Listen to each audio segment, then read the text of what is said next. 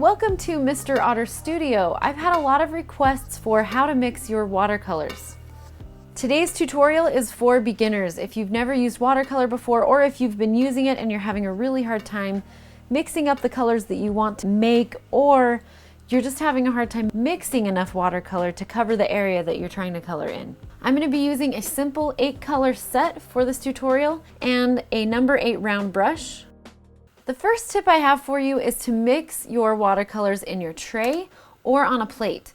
And the reason you want to do this is so that you have enough color to cover the area that you're trying to color, and also so it doesn't change every time you dip into it. If you mix colors in your paints right here, then every time I dip into paint on my painting, it's going to change. So if you want to keep your color consistent, mix your color in your tray. If you're painting with 2 colors, you want to do the same thing. How you mix in your tray is you get some water, make a puddle in there, and then add the color to it. So make a puddle that's going to be big enough to cover the area that you're going to be painting in.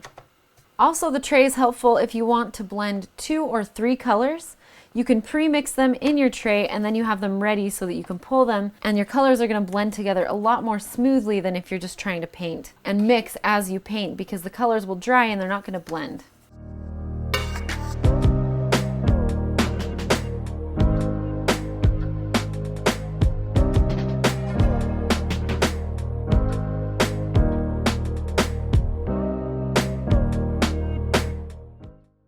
The second tip is that if your color is too bright or it looks just a little bit too neon, add its complementary color, which is the color across from it on the color wheel. Add brown or add black. If you're painting some leaves and the green is just too bright and you want it to look a little bit more natural,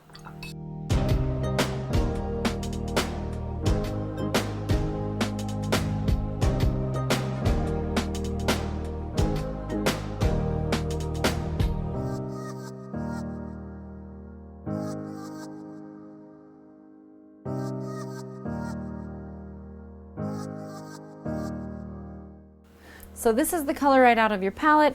This is adding its complement. This is adding a little bit of brown, and this is adding just a little bit of black. Sometimes these, especially your secondary colors, which are your orange, green, and violet, they just look a little bit brighter, a little bit more neon right out of the set than if you mix it yourself or if you add the complement to it. Also, if your painting and your colors are too light and you want it to be more vibrant and saturated, just add more color.